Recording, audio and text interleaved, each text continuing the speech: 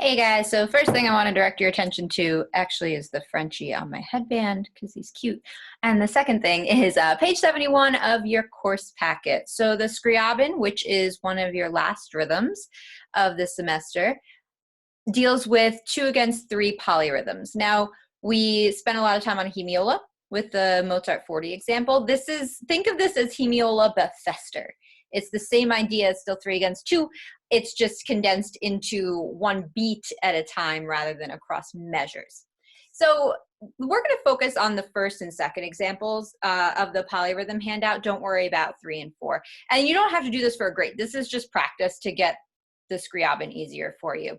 So let's talk about how to approach this. Number one, as we're looking at it, you can see there's no actual polyrhythm occurring as in that they're not layered on top of each other. You're just toggling between duple and triple, which is very similar to the sort of first step that we did with the hemiola practice videos. So there are a bunch of ways you can do this. We are going to focus on just speaking one line and feeling the other in our body somehow. So it might be clapping for you, it might be tapping. I'm not going to do that today because it doesn't translate very well across video. So I'll tap or clap, but speaking one line and doing something physical with the other line. So let's just, to make it easier for today, say that we are going to speak the top line and tap in some way the bottom line.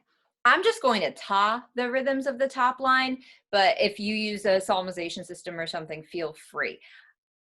My biggest advice for this is use a metronome. You will have a really hard time keeping yourself honest without one. So I'm going to put one on just at 60 BPM, so nice, easy tempo. And we're going to work through number one kind of together. If you want to do it with me, that's cool. If you want to just like put me on mute and do it on your own, that's fine too. But let's just go through number one. We're going to speak the top line and tap, clap something the bottom line, okay? 1, 2. Ta, ta, ta, ta. Ta, ta, ta, ta. Ta, ta, ta, ta, ta, ta. Ta, ta, ta, ta, ta, ta, ta. There you go. Your best practice to getting used to this polyrhythm is to be able to do them separately and trade between them fluently. So just like we did with the hemiola, you can even, if you want, reduce the duration between your trades. So instead of doing it every measure, you can try it every beat. Ta, ta, ta, ta, ta. So you're trading back and forth every beat. That's your last sort of step before you slide them on top of one another. Now, let's talk a little bit about this idea of composite rhythm. A lot of times you'll hear people with kind of like mnemonic devices of sorts for polyrhythms.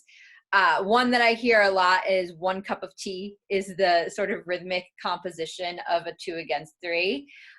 So you have to be able to deduce which one is part of the 3 and which one is part of the 2. That's what the challenge is, right? But if you know what the rhythm in its entirety sounds like, it sort of makes a bit of a rhythm word that you can use to check yourself. So let's look at number 2. And we're going to do the same thing in terms of speaking and tap clapping. Let's speak the top and tap, clap, what have you, the bottom. And just for reference, again, I'm doing these at quarter note at 60.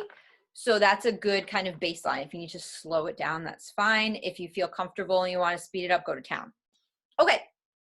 So the first thing to do is figure out what the rhythm word sounds like. So again, the 1 cup of tea mnemonic device is fine. I think Professor Long uses not difficult.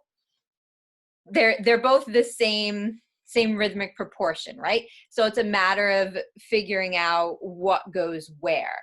So I'm going to try and make this work